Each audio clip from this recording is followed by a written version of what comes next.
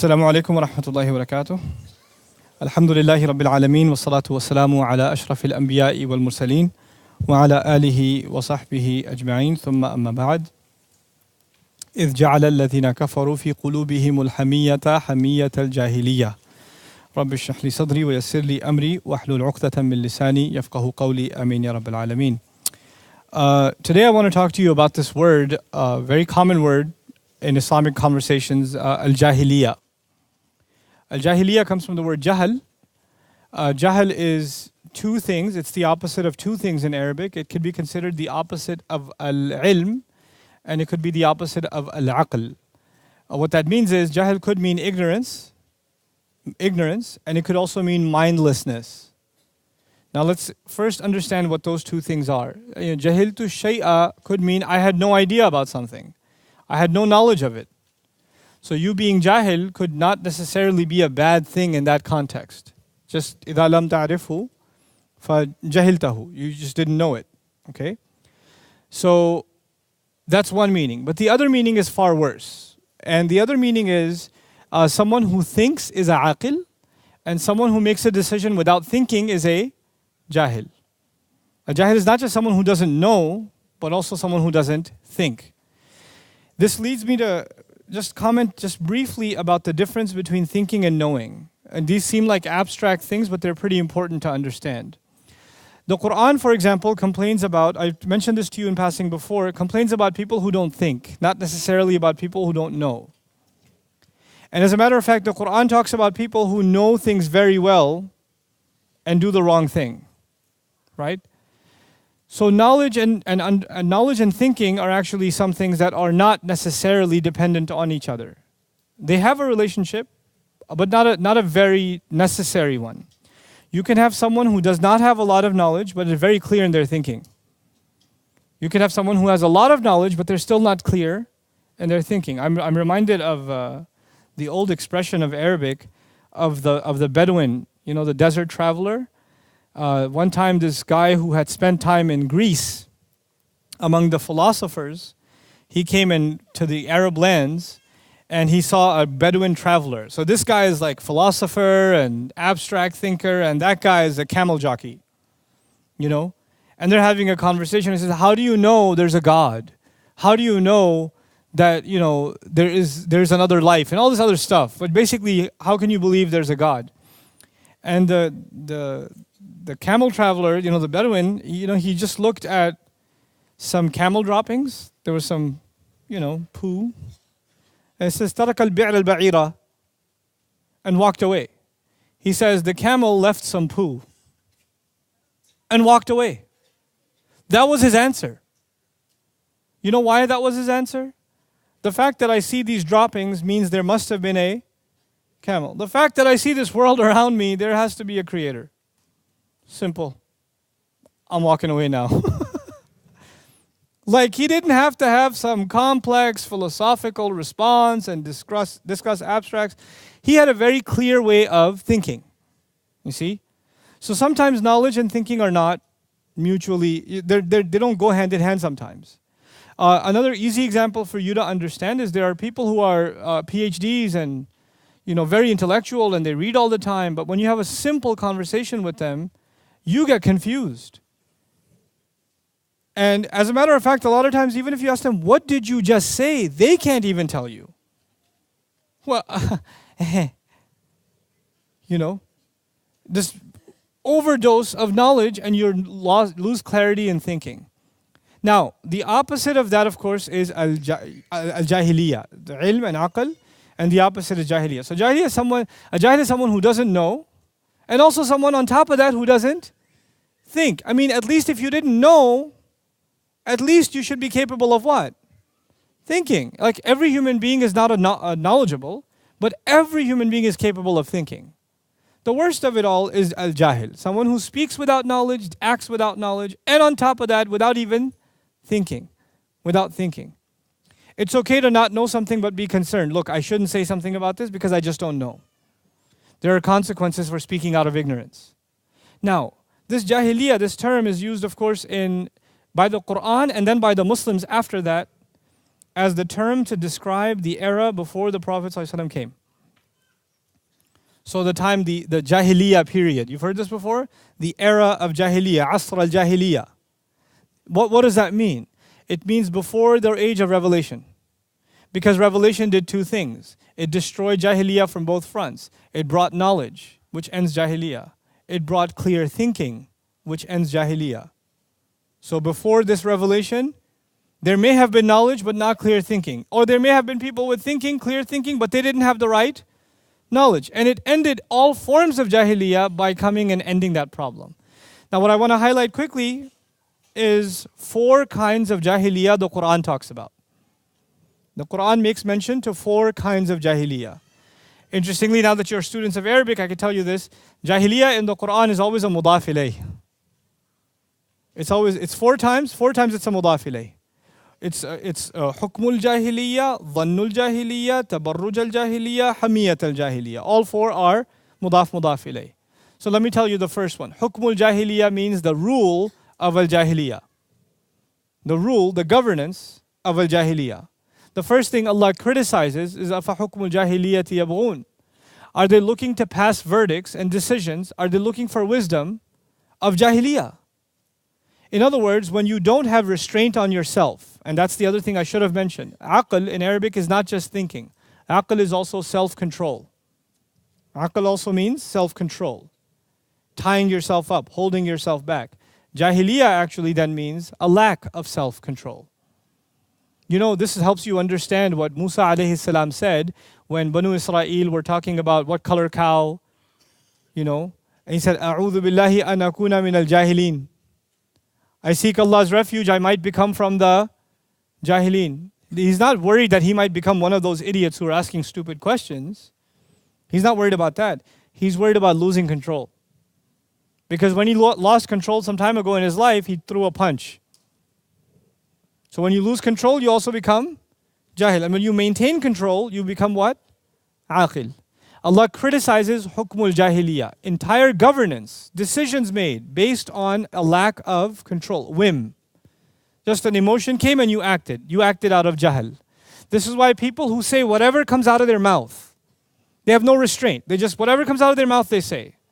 They're also called jahil. This is why Allah says, وَإِذَا خَاطَبَهُمُ الْجَاهِلُونَ قَالُوا سَلَامًا. When the jahil speak to them, what does that mean? They have no restraint in what they say. They use whatever language they feel like. Now let me tell you what it means, decision making based on jahiliyyah that Allah criticizes. Let me give you some modern examples of that.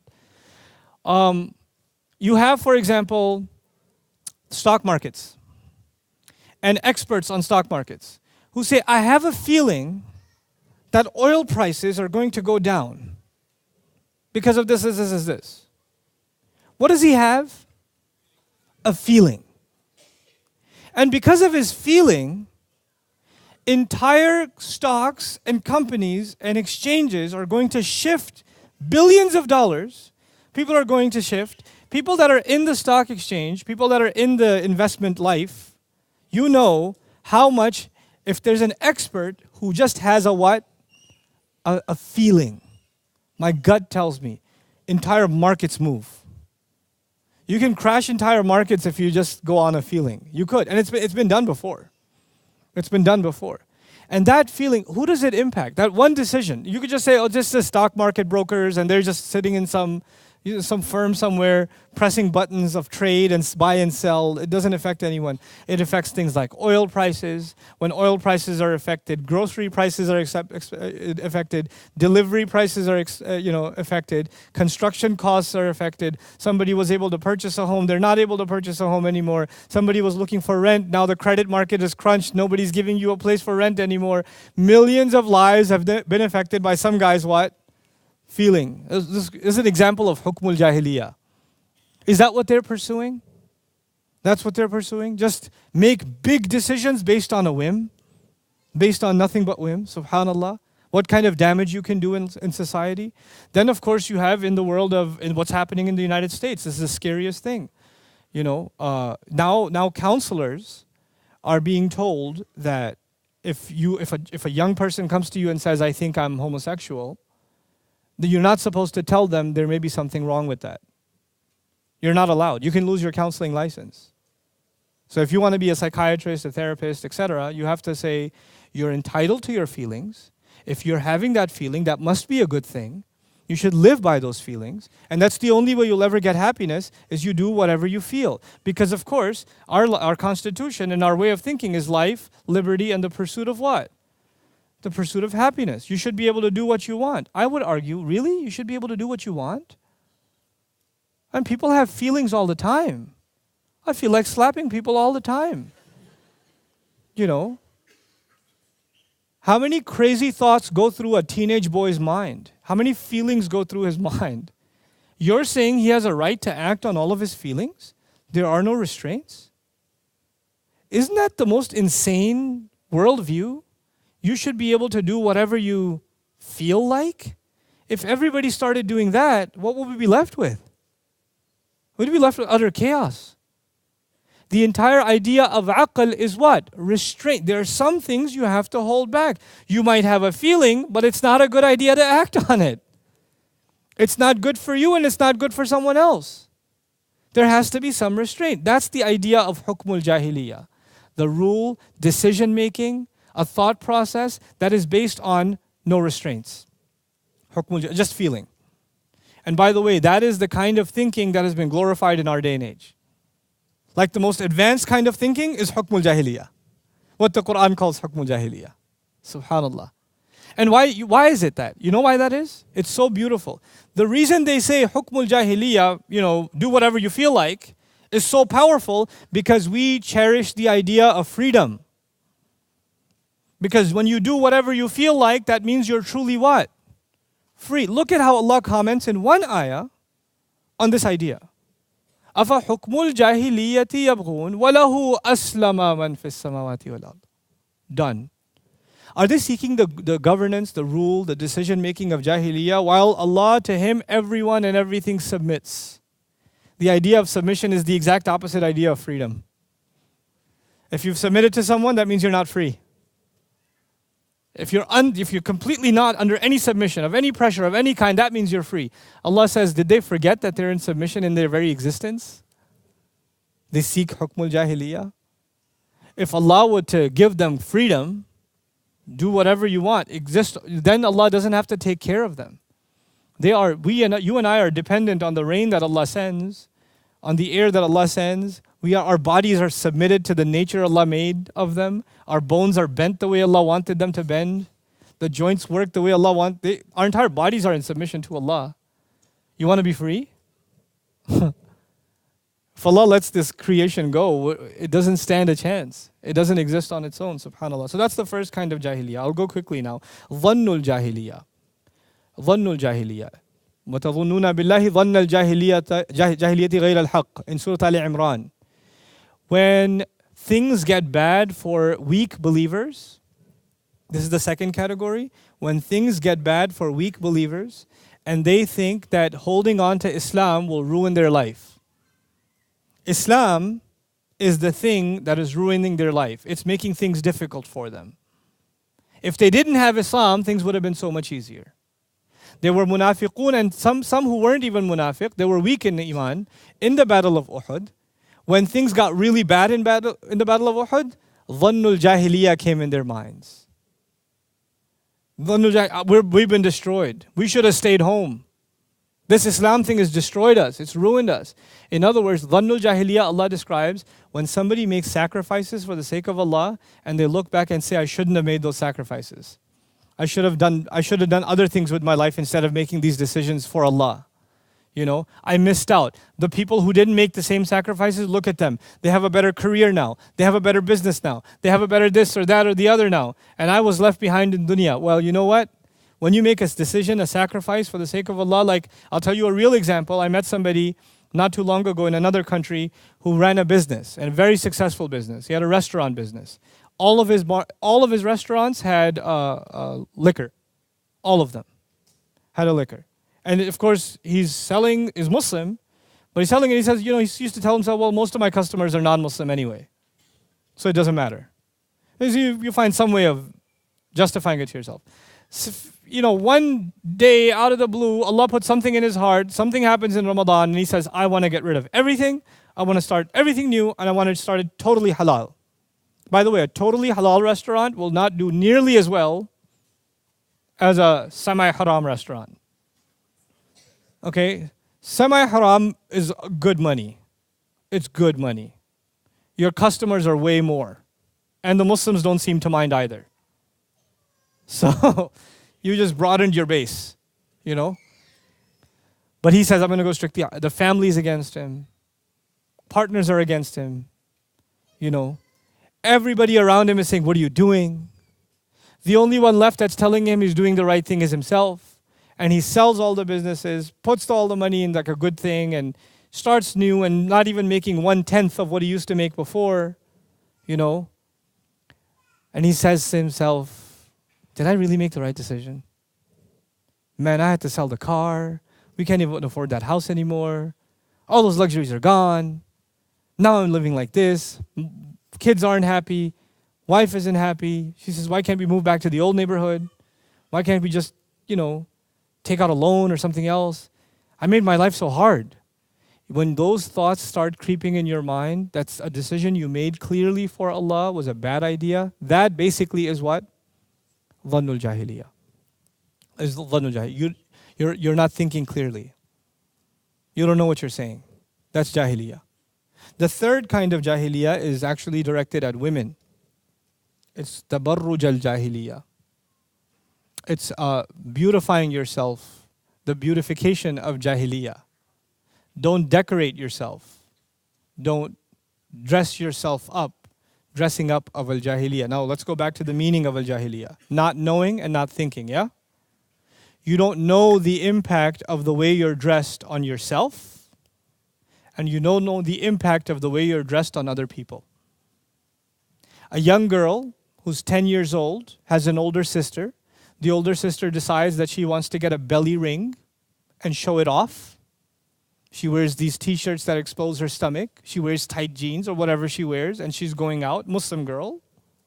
The young girl who's 10 years old, who's memorizing Quran and studying and all this stuff and wants to be a good girl, her role model, whether you like it or not, who's her role model? Her older sister. The decision this older girl made isn't just for herself. She's leaving an impact on a child.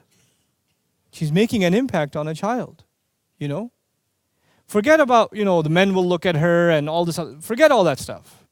Talk about within the family, what has she done? For this child, what has she done? She has an impact on these things. Then, of course, if she's living in the United States or living in Canada or maybe she's in some other university somewhere and around her are non-Muslims. Non-Muslims. And she's a Muslim. When she's dressed inappropriately or she's exposing herself, and she feels like this is her freedom. Because, when you question it, what's the first question that comes up? I'm free to do whatever I want. You can't tell me what to do. The discussion is always about freedom, isn't it? And Jahiliyyah, what is it at the end? Doing whatever you want. That's the glorifying that idea. Now the thing about this, I want to do or dress or, look however I want. The truth of it, sometimes I got myself in a lot of trouble. There was a sister, she came to me and she was dressed, I had to look away. And she said, I know you think I'm a bad person. And I said, I don't think that. That's for Allah to decide. That's not for me to decide. Well, the way I'm dressed and stuff. I was like, okay, well, that's your decision. I would not let my family dress that way. And I don't think that's an appropriate way to dress, but you made that decision. I didn't call it inappropriate. You called it inappropriate. Why did you call it inappropriate? Like, if you even think it's wrong, why are you wearing it? So I asked her that. And you don't want to ask sisters questions like that. You get in trouble. But I'm addicted to trouble. So why do you dress like that? I just asked her, if you don't think it's right, why do you dress like that? And the answer she gave me was very strange. I don't think this is the answer for all women, by the way. I don't. But the answer she gave me just left me stunned. She said, I just want to feel beautiful because my boyfriend keeps telling me I'm ugly. That's it. That was it. There's nothing else. So I asked her a follow-up question. So you're not dressing like this for yourself? Because you feel good? Because you like? It's because other people should tell you you look beautiful? That's why? She said, yeah. You know, subhanallah. How just that one wanting to feel beautiful, just that can drive someone to that point. You know? This is tabarruj al-jahiliyyah. You're not thinking clearly. What makes a person beautiful, what makes a woman beautiful will not come from other people's words. It won't come from their words. It won't come from the way they stare at you.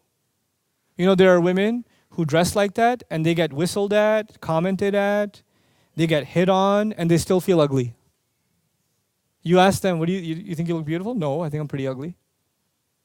Like somebody whistles at them, they feel kind of maybe mission accomplished for a few seconds, and then go back to depression. Why do you think the makeup industry is doing so well? Or the surgery, the plastic surgery industry, and the transform yourself and stretch your skin in ways you couldn't imagine before industry. Put yourself to that kind of pain. Why? That's actually tabarruj al-jahiliyyah. Now, I want to balance that equation. Is beautifying oneself encouraged in our deen? Yes. Yes. Did Allah put in the nature of a woman that she should want to beautify herself? Absolutely. That does not come from a corrupt, kafir, feminist society. That comes from the nature of a woman. How do I know that? For sure. How do I know that? أَمَّنْ يُنْشَأُ فِي حِلْيَةٍ. The one, Allah talks about the baby girl who used to be buried alive. You remember that, Jahiliyyah? He says the baby who was raised in jewelry. Even when she was a baby, she had love of what? Jewelry. A girl is supposed to have love of beauty. That's part of her nature. Allah put that in her. Like Allah even describes the baby girl with the one who was raised up with jewelry. And hilya actually doesn't just mean jewelry, it means beautification, decoration. She loves decorating things. She loves decorating her notebook. She'll draw flowers all around her notes. You know. She'll color coordinate her pillows. You'll get Legos and she'll take all the pretty color Legos and make something and draw patterns and flowers, and there's this love of beauty. Boys have love of, blood and monsters and, but girls are obsessed with beauty. Even the girls that look, that act like boys, like tough girls. Like a couple of my girls are like basically boys, like they're just really tough because they have two brothers older and, Iman's like, but when she dresses up and I say, oh, you look so beautiful.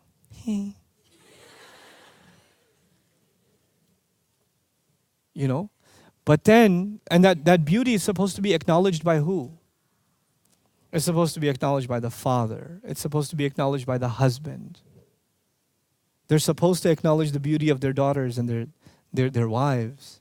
They're supposed to do that. And when they don't do that, then it becomes tabarruj al-jahiliyyah. Then it goes in the wrong direction. Subhanallah.